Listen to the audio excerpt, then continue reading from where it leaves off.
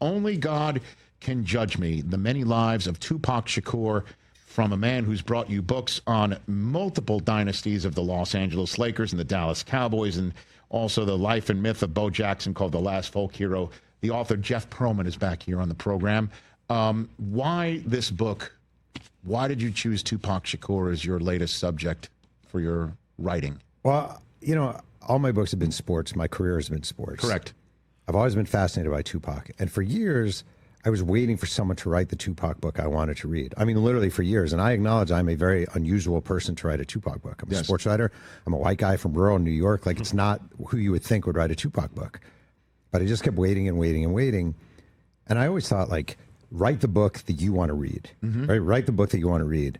And if I dive in and I interview 600 people and I retrace his steps, maybe that's the Tupac book I would want to read. So I just figured I'd like to break from sports, do something different. Yes.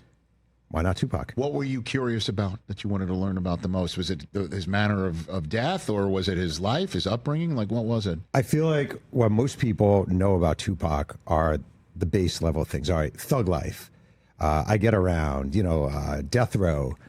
I just saw, knowing that his mom had been a Black Panther, Afeni Shakur, knowing that he was raised with the ethos of a Black Panther, not really knowing the depths of his poverty, but knowing he went through something. Yes. I just really wanted to dive in and see what it was. And one of the best things about this job, I'm sure you feel this way too, like we get to sit and ask people questions that most people wouldn't ask.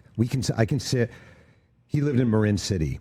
There were a lot during the crack epidemic of in America, and I was able to go to Marin City and literally sit in a car with the main crack dealer from Marin City back in that time and say, I don't know your world. I'm from rural New York. My dad, Stanley, was an accountant. I knew I was going to college. But no one has ever been more fascinated to know what you went through and what it was like to deal crack in Marin City back in the 90s. I just love that stuff. I do. I love that stuff so much. Well, I mean, did you encounter some people who didn't want to talk to you? Sure. Like who? I mean, I didn't get Dr. Dre or Snoop Dogg, but they're kind of hard to get anyway. I did find most people, the vast majority, classmates, people who worked with him in music, even Death Row employees, were pretty open about talking. And I had two things going for me, actually. Number one, Winning Time gave me some cred, where I would just say, I wrote this book that became, Winning Time. I love Winning Time. On HBO. Yeah, and that helped a lot. It did. Number two, I had a breakthrough very early on. I think you probably read it if you read it, where there's a song he wrote called Brenda's Got a Baby. Oh, tell this story, please. Yeah. The song Brenda's Got a Baby came out for his first album, Tupacalypse Now. And Tupac, before that came out, was working on the movie Juice. And he's in New York filming Juice. And one day, every day at his trailer, he gets a New York Daily News. He was reading the newspapers. His mom would read him the newspapers as a kid, I'd quiz him on it. And there's an article called Cries in the Night.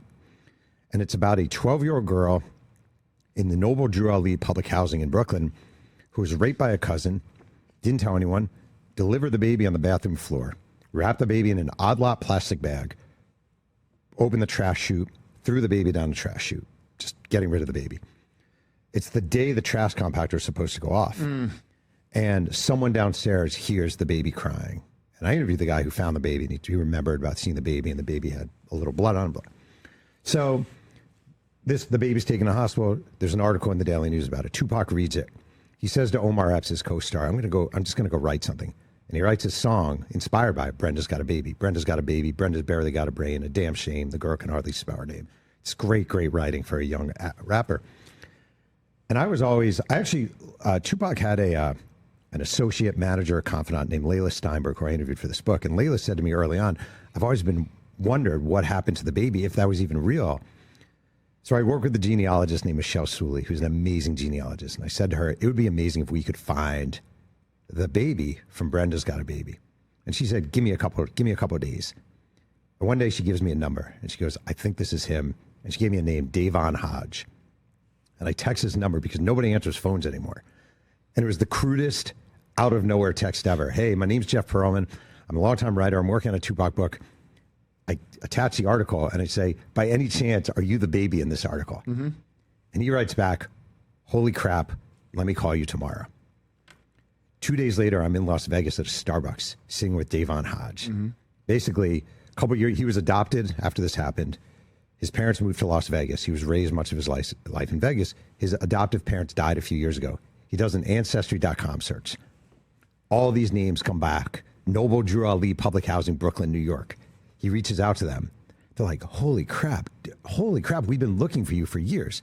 He goes there. He has this beautiful reunion. People are hugging him. There's food, all these relatives he never knew. And they say, do you like Tupac? He's like, yeah, I love Tupac. Like, do you know the song Brenda's Got a Baby? Of course. We think that's you. So he has this moment where he's like, this holy crap moment. But he hasn't seen his mom since he was wee little because she threw him down the trash heap and vanished. I said to Michelle Sully, the genealogist of the gods, find the mom? Can we find the mom? Give me a few days. She has a number, and she reaches out to this woman, and she's texting back and forth, basically. And then she calls her, and she said, I'm working with this writer, Jeff Pearlman, about a book about Tupac. Did you have a baby when you were 12 who you threw? She starts screaming. Do you know where my baby is? Do you have any idea? Oh, my God, I've been looking for my baby for decades. Do you know where she's crying and screaming? And Michelle says, yeah, we're in touch with him. She goes, oh, my God, oh, my God, oh, my God. I need to get home. I need to get home. I live in Newark, New Jersey. I need to get home. Well, where are you? I'm at a Red Hot Chili Peppers concert. Oh, where's the concert? It's in Las Vegas. And they meet that night and reunite. Wow. Yeah. And this is the story, by the way, in the introduction of the book. Yeah. This is not in the body of the book. It's the way the book starts. Wow. And it is amazing. Thanks. And you've put them together. Yeah. You found them both and put them together. And if Tupac had never really read in the New York Daily News about it and said, you know what, I'm going to go write something, and he's so brilliant that he's able to just step away from the set and just tell Omar Epps, hold on a second. If he didn't do that, these people would never have met, and you were the one who put them back together. Unbelievable. It all comes back to a sports writer. You never know, right? I mean, Only God Can Judge Me by Jeff Pearlman. You've got to read it. Hey, you made it all the way to the end. Thanks for that. Check us out every single day streaming live on Disney Plus and the ESPN app 12 to 3 Eastern.